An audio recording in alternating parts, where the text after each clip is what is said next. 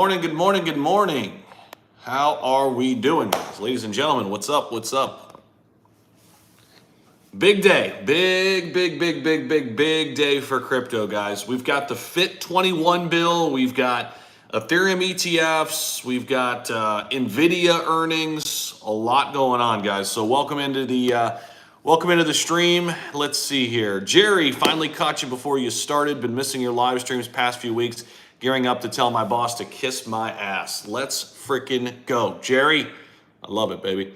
Are we going live? Let's go. Yes, sir, baby. Real Dominicans in the house. Good morning. Hope you're doing great. Thanks for all you do inside all the info. You bet, man. Thank you for being such a great supporter, brother. I appreciate you. We got Nicoyas in the house. Good morning to you, brother. Guys, hammer that like button as you guys are coming into the chat. Welcome in. Big day for crypto, guys. Big day. We've got the FIT21. FIT21, we'll talk about it. Big day. There's a lot of things around the FIT21, narrative here, okay? And we've been talking about it yesterday and the day before. What does FIT21 mean for crypto, guys? What does it all mean? FIT21 is basically laying the foundation for crypto regulation. They're voting on it today. It's a huge deal, okay? And I know everybody's fired up talking about the Ethereum ETF. Big deal too. Huge deal. This is arguably bigger because this literally is going to tell us who's going to have the power over regulating crypto in the United States. What's going to be the framework and who's going to have the most control in what we can do and what we can say and what we can, how we can transact and all of this stuff, right? So FIT21 protects self-custody. This is a big component of this. This is protecting self-custody, the ability for you to own your own crypto, to own your own assets. This is essential here in the United States to the digital asset market structure moving forward. But also, what this really means, guys, we are defending our freedom as Americans. And for those of you who are not in the United States, I still feel you probably understand how big this is. One of the reasons why being in the United States is so intriguing is to have that freedom, right? And we feel as if sometimes they're slowly stripping that away from us. When it comes to digital assets, when it comes to owning your own crypto, this is what FIT21 is protecting, guys. It's huge. Self-custody, what does it mean? What does it mean? It means you have your keys, okay? Possession of your private property. And guess what? Your crypto, my crypto, our crypto is our private property, okay? And we should be able to own it and do with it as we please. Crypto is taxed as property. If something is my property, I should have full control over it, right? And the same thing goes for everybody here. So that's what self-custody means. Possession of your own private property rather than account where a third party holds your money, right? Like an exchange. And when that happens, guys, what is really going on? You don't own anything. You don't own anything. They are lending it to you. It looks as if you have control because you can see the balance, right? You can see it there and it's on your phone. It feels like, oh, this is mine. No, think again, it's not. And the ability to go around that is going to DeFi, going to decentralized exchanges. And on one side of the political aisle, they're trying to knock that down. They don't want you to own your own things. They want you to basically rent off of all the powers that be or have them lend things to you through the platforms and places they tell you. That's what the ETFs are doing. When you buy Bitcoin through an ETF or in the future here, Ethereum through an ETF, you don't own that. They're lending it to you. Now, a lot of people feel comfortable in that, regard, and that's fine. We're still getting exposure to the space. I think it's good for some people, right? But permissionless peer-to-peer transactions are like cash. No third party needed. That is the power of DeFi, guys. That is the power of what crypto allows us to do. Everything else is essentially a permission system where someone else can monitor, filter, and profit from your transactions. Let me say that again. Permissionless peer-to-peer transactions are like cash. Direct. No third party needed. No bank. No middleman. No intermediary. Everything else is essentially a permissioned system where someone else can monitor, filter, and profit from your transactions.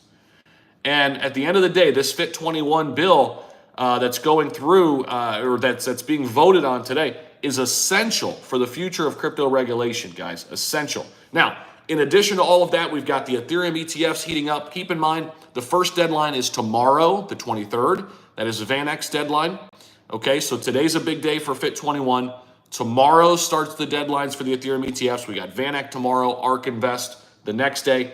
Will we get an Ethereum ETF this week? We shall see. We shall see. But even if we don't, we know it's coming, guys.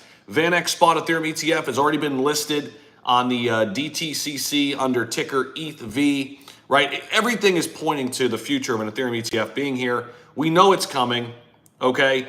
We have at least 5 Ethereum ETF issuers that have submitted their amended 19B4s in the last 24 hours. That's Fidelity, VanEck, Invesco, ARK, and Franklin. We're still waiting on BlackRock. This is one of the reasons why I think this could be pushed a little bit further down the line, okay? I don't think they're going to go ahead and launch this thing without all parties involved. If you look at what they did with Bitcoin, everybody had a fair shot, okay? Now, it doesn't mean I don't think Ethereum ETFs are coming. I just don't think, I don't think they're coming tomorrow.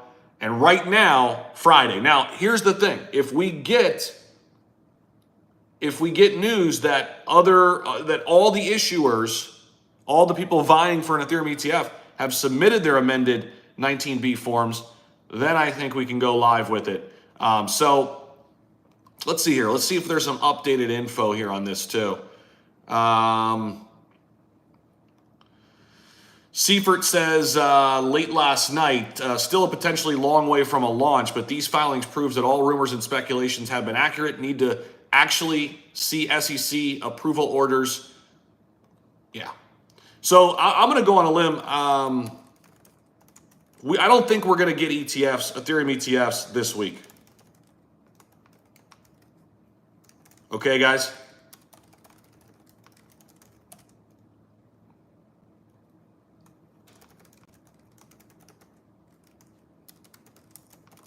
I don't think we're going to get Ethereum ETFs this week, but they're coming. They're coming. Let's see here. Good morning, Big Z. We moving, Big Z, we moving. Bull run is imminent. Yeah, man. 100%. 100%. Yeah, I see you, Alvin. What's up, man? Altcoins. Yeah. We're going to get into it, brother. We're going to get into it, brother. 100%. A lot of great altcoins potential here. A lot of great potential in the altcoin market. This is altcoin season, baby. This is the time to shine. This is it. This is the moment we've been waiting for. The shift is starting to happen, okay? The transition from Bitcoin and the ETFs and all of that excitement, that money is starting to rotate back into alts. And I think it's going to be just an unbelievable opportunity here for all of us to take full advantage right now of these markets. And a little bit of a pullback here pre-market, which I think is actually bullish here. Little pre-market dip. Remember, the traditional side of things does impact the regular crypto side of things, okay? What's up, Josh? How you doing, man? Are you Texan? No, I'm not Texan. I know, I probably look Texan, though. Let's see. What's up, Juba? How you doing, man? Gala to zero possible? Yeah, I don't think it's going to zero, bro, but I hear you, man. It's been frustrating, to say the least, but they're actually up, man. They're actually up 14, 15%. They actually spiked up to 5 cents, from 4 cents to 5 cents yesterday. It's been a little rough, but honestly, I still think Gala's gonna have a run here. And they're up 55% in the last year. I know there's been a lot of shit, deal with the lawsuit and the hack and It's not been good, but I still like Gala. I'm not my average cost is 6 cents, so I'm not going to go sell at 5 cents when all this shit's going down. I do think Gala will have a run. Pepe, baby. Pepe's been looking absolutely fire. Absolutely fire, man. Pepe, baby. What's up, Zach and crypto fan? Edwin, my man, what's going on? What do you think about Quant? I like Quant. It's kind of been quiet for a while, but I don't think it's a bad play. I think it'll move up with the rest of the market for sure. Caspa's still up today, guys. Caspa's one of those cryptos still in the green. Gala's actually the top gainer.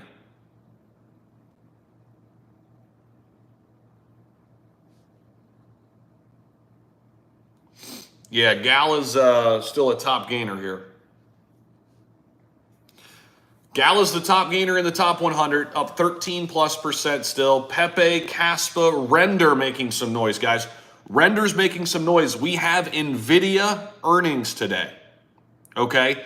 Nvidia earnings, let me just double check that. I believe are today, and we could see an AI push, okay? We could see an AI push in the crypto side because of Nvidia earnings. Yeah, it is Nvidia earnings. Keep an eye on the AI crypto sector. Big day for Nvidia. Sorry, I'm just sending a tweet real quick.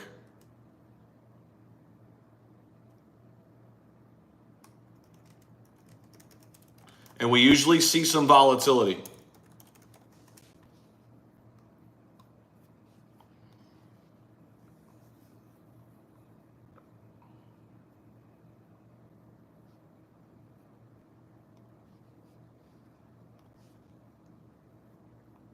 Yep. All right, what do you think about Toncoin? Toncoin's been crushing it, guys. Absolutely crushing it.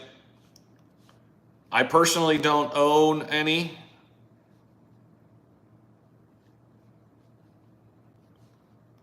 But it's been going ham. Okay, I'm waiting for a pullback before I get in there. I feel like I'm chasing things at this point with Ton. I mean, and I could be wrong, but I mean, there's so many places to make bread right now. Ton is down 11% on the week, so that is good. You're getting it on a little slight pullback, but you know, I'm looking at some other places right now. Avalanche is really attractive to me. Chainlink is really attractive to me at these levels. Avalanche and Chainlink in the top 20 right now is really what I'm focusing in on. Solana, I've been building a really nice position there as well. So in the top 20, I mean, obviously Bitcoin, Ethereum, my two largest holdings. Then Solana, I've been buying up Dogecoin for a couple months now. I've got a huge position in Cardano, just kind of sitting there waiting. Avalanche, Chainlink, though, are two that I've been slowly accumulating here this week. I did buy more Chainlink late last night. Was pretty excited about that on a little bit of a pullback. And I'm looking at Avalanche right now too, guys. I'm looking at Avalanche as well. Yeah, I saw that. Trump's accepting crypto for his campaign. I think it's bullish, man. I think it's a chess move, right? It's a chess move. Once they kind of reverse field the Democratic side, reverse field on the Ethereum ETF, Trump is doubling down on his stance in crypto, which, hey, I mean, it makes sense, right? Yeah, Avalanche looks good for sure. What do you think about XRP? I hold some XRP. I just don't think it's going to do anything until we have full clarity on the lawsuit. Okay? Guys, if you would, go ahead and smash that like button for me, okay? 3 little dots, hammer the like button. We should have 100 like buttons with, or 100 like button smashes with over 200 people here live. We are definitely tracking altcoins though, because the money is starting to rotate, and we'll get into some interesting opportunities here. Meme coins are starting to run here again. There's a lot of capital starting to flow back in, guys. A lot of capital starting to flow back in. I made a video last night about Shiba Inu, and we're looking at the Ethereum-based cryptos like SHIB, like Pepe. These are the two largest ERC20 tokens. everything tied to Ethereum, I think is set to really do well here once we get Ethereum ETFs. Like I said just a minute ago, I am leaning now towards not getting the Ethereum ETFs this week. And it's just very simple. BlackRock didn't get their filings in on time. BlackRock didn't get their filings in on the deadline by 10:30 yesterday. We only had 5, I think, of those 9 or 10 issuers get it in. And for that reason, I don't think they're not going to launch an Ethereum ETF and give a competitive advantage to all of these companies before BlackRock. Let's just call it what it is. Think about this, guys. They're going to do a lot of copy and pasting from the Bitcoin ETF to the Ethereum ETF. That's not how they did the Bitcoin ETF. The Bitcoin ETF, everybody had a fair chance. They launched it. BlackRock organically rose to the top and did all the volume, right? And Fidelity did too. They're not going to give Fidelity a leg up here. So it doesn't mean Ethereum ETFs aren't coming. It just, in my opinion here, and I could be wrong, the more I'm reading and taking in information here, I don't think an Ethereum ETF is coming this week. Okay? I don't think an Ethereum ETF is coming this week. We got AI Wolfenberg in the house. My man, what's up? Yeah, that's what we're looking at, okay? So here, I'll show you guys the tweet so you guys understand where I'm coming from. Okay, this was yesterday, and this is kind of how I'm coming to this conclusion. So James Seifert, which they kind of gave us a little bit of false hope when they started saying 75 to 85% chance on the Ethereum ETF. I think they got us all excited, and they got me too. But I think once I saw this yesterday evening around 6 o'clock update, it's happening. We have at least 5 of the potential Ethereum ETF issuers that have submitted their amended 19B4s in the last 25 minutes. Okay, but that deadline passed. Fidelity, VanEck, Invesco, Galaxy, ARK, Franklin all submitted. We're still waiting on a lot of them. So he went on to say, still a potentially long way from a launch, but these filings proves that all the rumors and speculation and chatter have been accurate. Need to actually see the SEC approval orders on all the 19B4s, and then we need to see S1 approval. So there's still some steps that need to be done here. Could be weeks or more before ETFs launch. So right there, okay? And this isn't a bad thing, guys. This gives us time to stack. I'm telling you guys, listen, here's what could happen. A lot of people could panic sell thinking, oh, Ethereum ETFs aren't coming. You know who will be buying the dip? The largest institutions. Okay, so don't get freaked out if Ethereum goes back down to 3,200 or 3,100 here because the Ethereum ETF doesn't hit this week. Huge opportunity. We know it's coming. We know it's coming. Do not lose sight of that, and do not look at this as a bad thing, okay? I just want to get this information out there because I think a lot of people think it's coming today or coming tomorrow, coming Friday. The deadlines, by the way, for ARK, it's tomorrow, and then the deadline for, the deadline for VanEck is tomorrow, then ARK is the next day, okay? So Thursday and Friday, but we'll see. Anything is possible at this point. I just want to get that out there, and that's kind of what we're looking for. That's the latest information we have. Regardless of what happens here, it's bullish as hell, okay? Ethereum has the most total value locked in the entire altcoin market. It's not even close. It's going to bring billions of dollars into the space, billions of dollars. There will be a trickle-down effect, okay? Once the Ethereum ETFs are unlocked, look out. It's going to unlock the entire altcoin market. And listen, I love Ethereum. I think there's a ton of potential for Ethereum, but it's just math, guys. I think there's more potential gains in other places. Now, it's more risk going into Solana or Avalanche or some of these other layer ones. But guys, how big can Ethereum get? It can grow bigger than Bitcoin, right? For sure. But if we're calling for, a $10,000 to $12,000 Ethereum, okay, that's great, right? About a 3 to 4x. What could Avalanche do in this cycle? It could 10x, 12x, 15x. I think Solana can still 5x, right?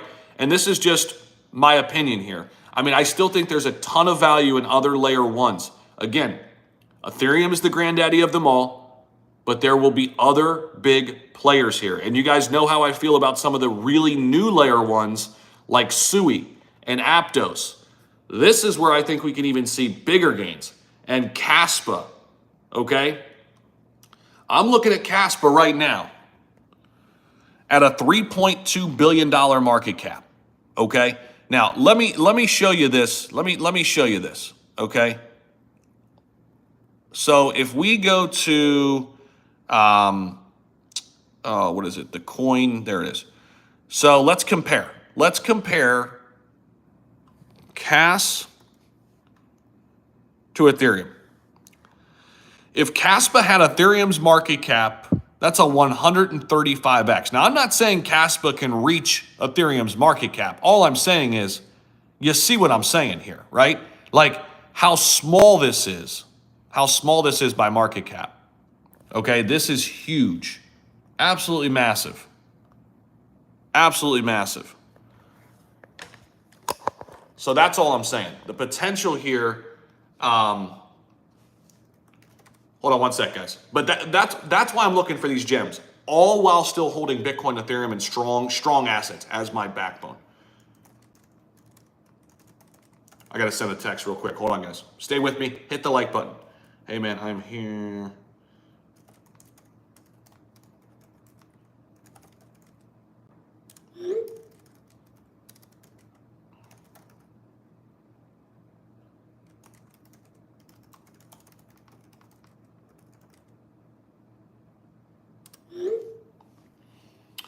So that's what we're talking about, guys.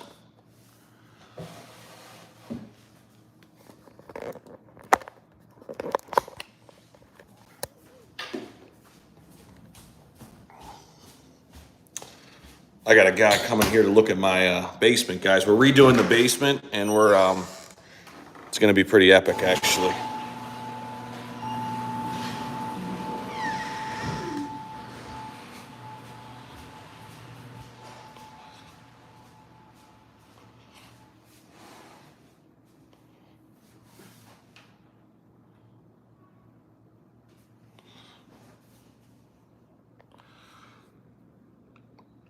Hey guys, I'm gonna bounce off here. I'll be back live here in a little bit. All right, I'll be back live in a little bit. See you guys. Yes, new studio. New studio coming very, very soon. Actually, might be able to hang on here for a little bit. We'll see. Hold on. Yeah, so we're gonna be redoing the basement. We're gonna have a podcast studio down there, full desk. It's going to be pretty epic. So pretty excited about that. I'm in Florida. What's a basement? Yeah, I go to Florida sometimes, but I'm most of the time, well, about half the year in the Midwest. Crypto man cave, exactly, dude. Well, it's going to be like a huge room. There's going to be like a bar down there, full room, but then like one side of the room, I'm going to have like a desk that goes standing. It's going to be like studio style of like a green screen back in there, and then like a full like podcasting studio. It'll be pretty sweet.